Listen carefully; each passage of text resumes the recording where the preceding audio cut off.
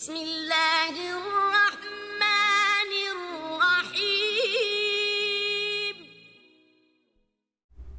जिन मरीज़ों के सिमन यानी कि मादा तुलीद में पस आ रही होती है, वो कौन सी दो बड़ी ऐसी गलतियां करते हैं जिसकी वजह से उनका इलाज कभी भी कामयाब नहीं हो पाता और वो साल हर साल तक इलाज की तलाश में भटकते रहते हैं। तो आज मैं वो दोनों गलतियां पूरे तरीके से आपको बताऊंगा कि आप वो गलतियां ना करें तो इंशाअल्लाह अज़्ज़वजल बहुत जल्दी जो है आप शिफा से हमकनार हो सकते हैं। तो अपने लेक्चर का आगाज़ कुरान पाक की आयत से करते हैं। आइए चलते हैं अपने लेक्चर की तरफ। अऊज़ु बिल्लाहि मिनश शैतानिर रजीम, बिस्मिल्लाहिर रहमानिर रहीम। मा काना मुहम्मदुन अबा हदिम मिन रिजालिकुम वलाकिन रसूलुल्लाहि व खातमन नबिय्यीन व काना अल्लाहु बिकुल्लि शैइन अलीमा इन्नल्लाहा व मलाइकतहु युसल्लूना अलन नबी या अय्युहल्लज़ीना आमनू सल्लु अलैहि वसल्लिमु तस्लीमा अल्लाहुम्मा सल्लि अला सय्यिदिना मुहम्मदिन नबिय्यिल उम्मी व आलिहि व बारिक वसल्लिम वसल्लि अलैहि। अस्सलामु अलैकुम रहमतुल्लाहि व बरकातुहू। मैं डॉक्टर हाफिज़ अहमद रज़ा आप सब लोगों को अपने YouTube channel herbal and homeo health foundation पर खुशामदीद कहता हूँ। जब मादा तौलीद के अंदर वाइट ब्लड सेल्स यानी कि पस सेल्स आ रहे हों, WBC उन्हें लिखा जाता है, तो वो कौन सी सबसे पहली ऐसी गलती है जो डॉक्टर और पेशेंट दोनों करते हैं जिसकी वजह से जल्द पेशेंट का ट्रीटमेंट होने की बजाय मामला जो है बिगड़ना शुरू हो जाता है। कुछ पेशेंट्स ऐसे भी होते हैं जो काफ़ी बेहतर रिपोर्ट लेके आते हैं, थोड़े से पस सेल्स होते हैं, लेकिन मेडिसिन खाने से उनके पस सेल्स ठीक होने की बजाय उल्टा बढ़ जाते हैं। वो पहली गलती ये है कि उनको मेडिसिन स्पर्म्स एक्टिव करने वाली दी जाती है, जिनमें ज़्यादातर 3 मेडिसिन जो है वो आजकल के डॉक्टर्स लिखते हैं या फिर पेशेंट अपने तौर पे उनको सर्च करके यूज़ करना शुरू कर देता है। पहली मेडिसिन गोनाडिल एफ है, दूसरी मेडिसिन सर्बेक्स डी है और तीसरी मेडिसिन ईवियन है। ये नो डाउट बहुत अच्छी मेडिसिन हैं, लेकिन काम कब करेंगी जब आपके पस सेल्स बिल्कुल ना हो।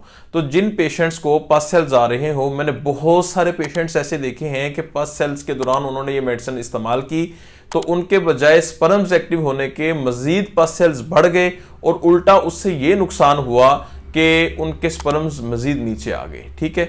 दूसरी गलती हम कौन सी करते हैं कि बच्चा नहीं हो रहा तो हम दूध, दालें, गोश्त, अंडे इनका इस्तेमाल ज़्यादा कर देते हैं। तो ये प्रोटीन वाली ग़िज़ाएं हैं, तो इनके साथ वाइट ब्लड सेल्स जो हैं वो मज़ीद बढ़ने के चांसेस बहुत ज़्यादा होते हैं। तो जब हम ये चीज़ें इस्तेमाल करते हैं तो इनके साथ मज़ीद वाइट ब्लड सेल्स बढ़ जाते हैं, जिसकी वजह से क्या होता है कि पस बढ़ने की वजह से स्पर्म्स मज़ीद नीचे आ जाते हैं।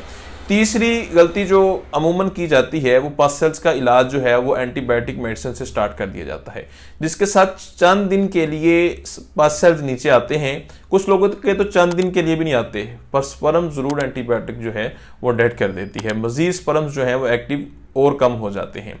तो बहुत सारे पेशेंट्स आके ये भी बताते हैं कि हम बहुत देर से एंटीबायोटिक का ट्रीटमेंट कर रहे हैं लेकिन खातर ख्वाह फ़ायदा नहीं हुआ।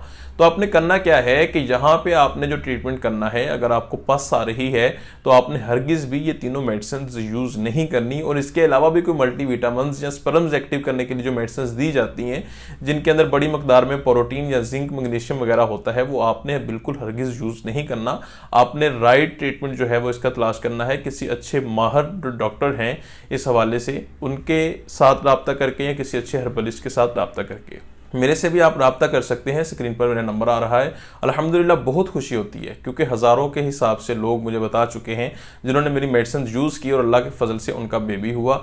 बहुत ज़्यादा खुशी मिलती है जब लोग दुआओं के साथ मुझे ये बताते हैं। बहुत सारी दुआएं भी दी जाती हैं और ये भी बताते हैं कि उनका कितने साल बाद जो है वो बच्चा हो सका है।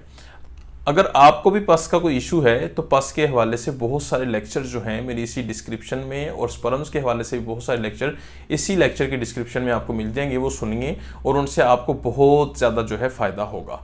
इंशाअल्लाह अज़्ज़वजल बहुत जल्द किसी अच्छे लेक्चर के साथ मुलाकात होगी। फ़ी अमानिल्लाह। अस्सलामु अलैकुम व रहमतुल्लाहि व बरकातुहू। अल्लाह हाफ़िज़।